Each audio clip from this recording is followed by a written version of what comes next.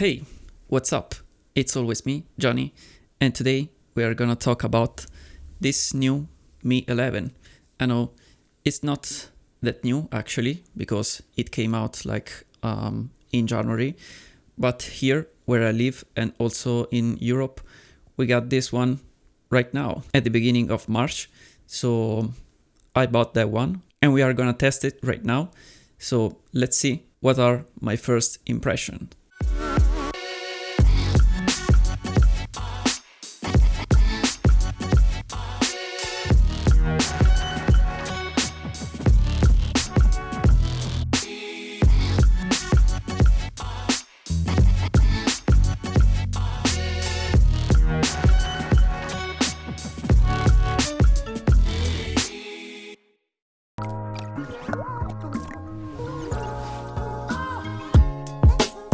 So let's just begin with the video because I think this one is gonna be a longer one. And so let's talk about right on of this new smartphone. And actually I'm gonna start telling you about the design of the smartphone. So I like this new design. It's very simple actually, but very cool. And I like the camera bump. It's like minimal and it doesn't take too much space in the back of the phone, and it's not that big like the most cameras in other smartphones, like for example my last smartphone that it was the S21 Ultra. The design, it was very good, but I think I prefer this one because it's very small, actually pretty cool. I did take the gray one, I didn't take the blue one of this smartphone because I like more the gray and black color. What I can do. The only downside about this color, I don't know if it happens also on the blue one, but this one is a little bit fingerprint magnet, so when you use it for more than like 5 minutes, it is just full of fingerprint. There's nothing you can do about it. But let's talk about the front of the phone, so the display. And it's actually one of the best one that I've ever tried on this channel. And actually, as I said in my previous videos, I had the S21 Ultra that has one of the best display on the market, because the Samsung displays are just, I think, the best on the market. And this one, I don't know actually who made this display, but is actually pretty much identical to the Samsung one. And so it's very bright. You have no problem to see the display under the sun. The colors are very good, very accurate, and the display is very clear. And you actually have like 120 Hz right here in WQHD plus. So you have pretty much anything that you have on a smartphone that is on the top. So here we have an under display fingerprint sensor, and is actually optic. So it's a little bit different from the Samsung ones, if we want to mention that, because the Samsung ones are pretty fast. And this one is also fast, but just a little bit slower, but by just some milliseconds. So you won't notice the difference, but it is there if you are interested. It's still a reliable sensor, so it does unlock your phone like 10 out of 10 times for now that I've used this phone. So it is pretty good actually. And I'm going through these points like very fast because I want to just get to the point that is the longer one, that is the camera actually.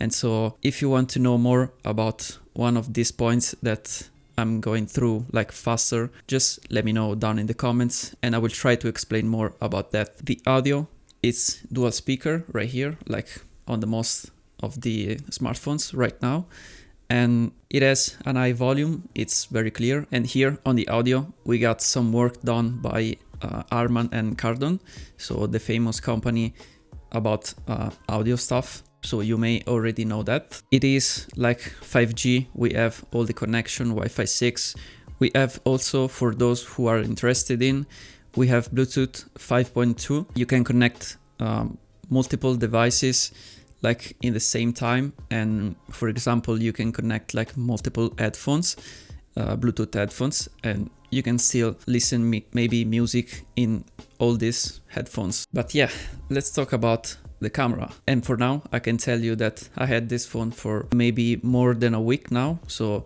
it's still a short time. I'm still testing it, so this is not a full review or an in-depth review on something. So consider that these camera tests are shooted in like poor light condition and difficult condition for the cameras.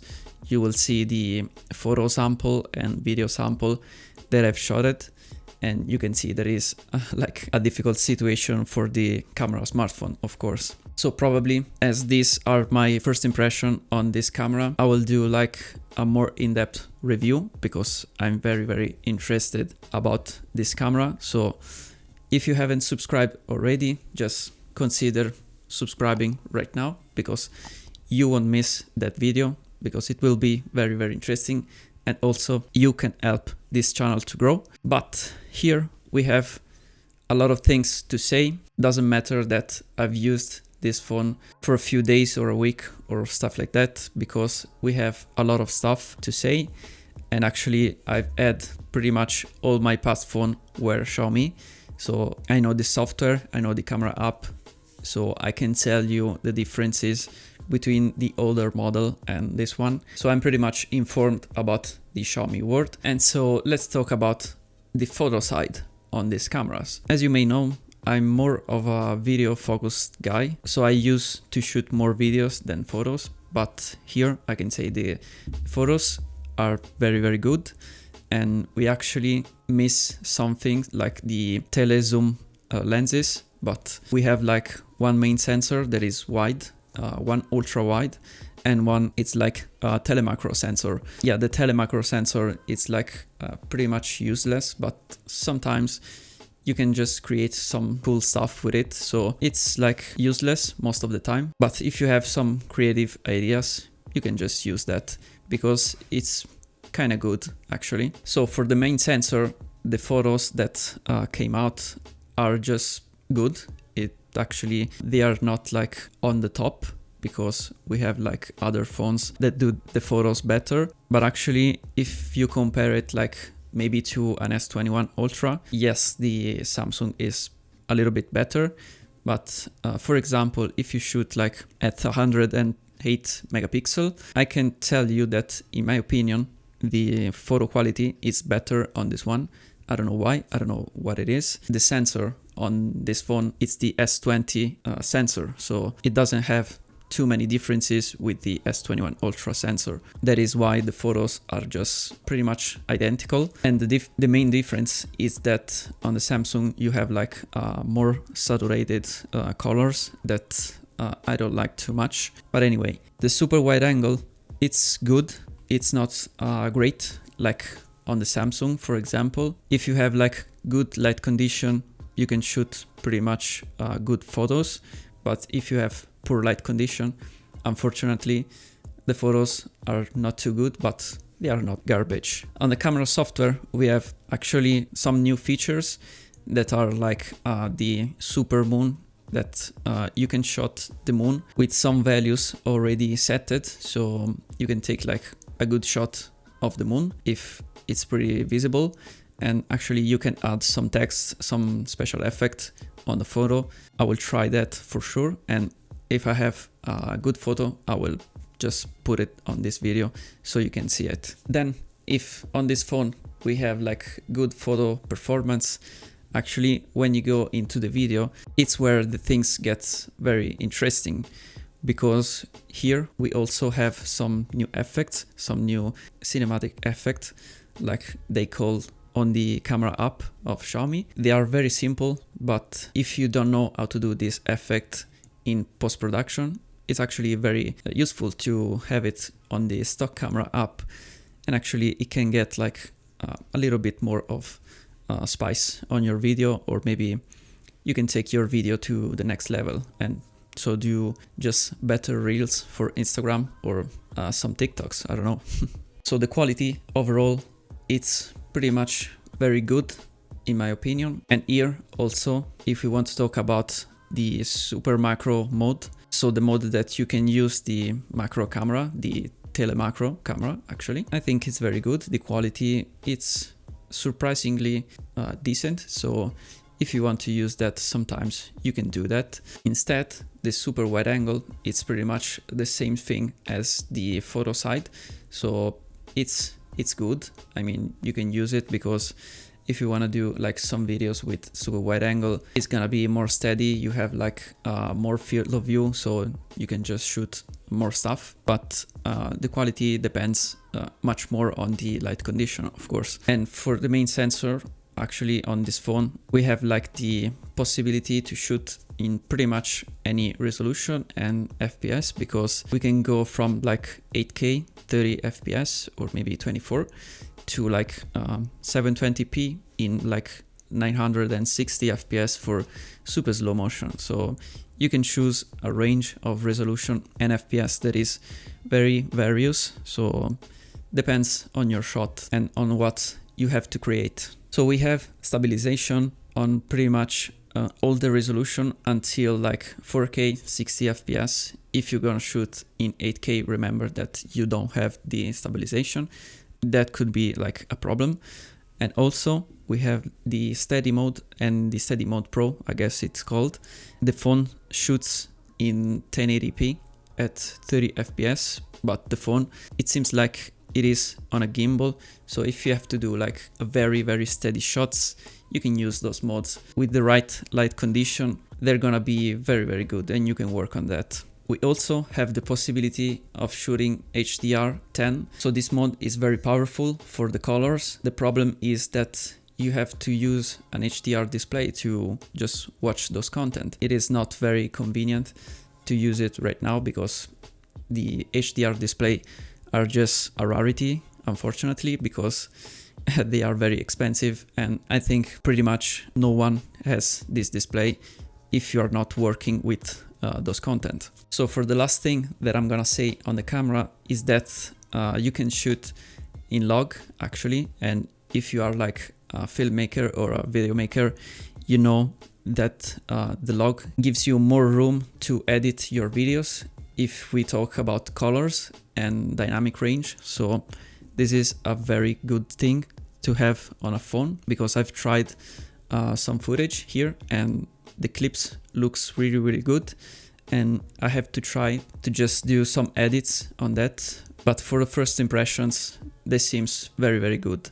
So for now, enough about cameras, because as I said, I will make probably another video. It's a lot of things, and now I just have missed something for sure. And so let's talk about the rest of the things that we have on this smartphone. One of the most important is actually the battery.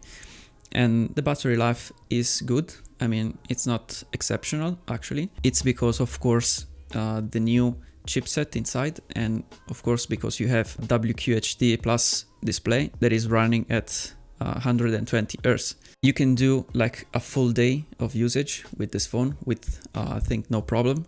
But if you are just gaming hard on it, or maybe heavy usage, maybe maps all day, or just some GPS apps, the phone is gonna get like a little bit warm. It will last you a full day. But the good thing is that is charging very quickly.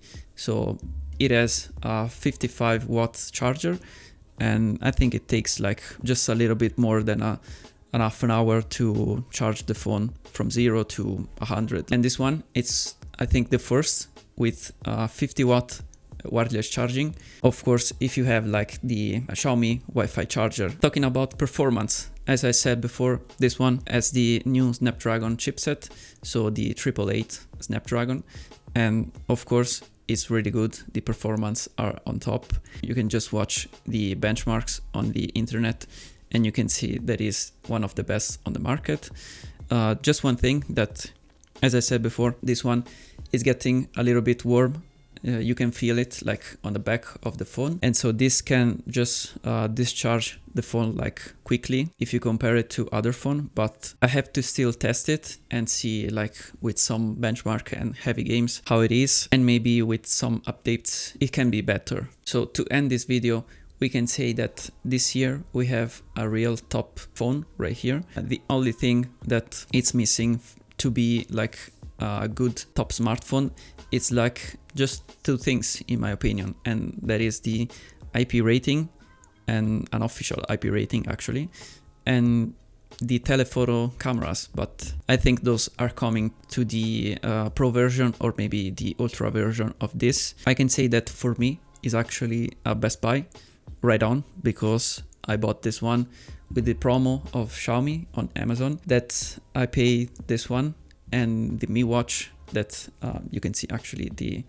box right there is this one right here, and I paid for these two things like 650 euros. If you do the math, I just paid the phone just a little bit more than 550 euros. And for a phone like this, I think it's a best buy right on. It has the best display, it has one of the best cameras, and all the stuff that I mentioned before. And so for the price, for me, is actually a best buy. And actually also, if you consider the full price, it can be a best buy for what it has inside and how it performs. And actually, if you can find it with some discounts and stuff like that, it could be also better. But anyway, as I said before, this one just came out right now here in Europe. We have to still wait like some new important updates. They should come like soon, like the MIUI 12.5, that it should be like a big updates on this phone. They would add so many features,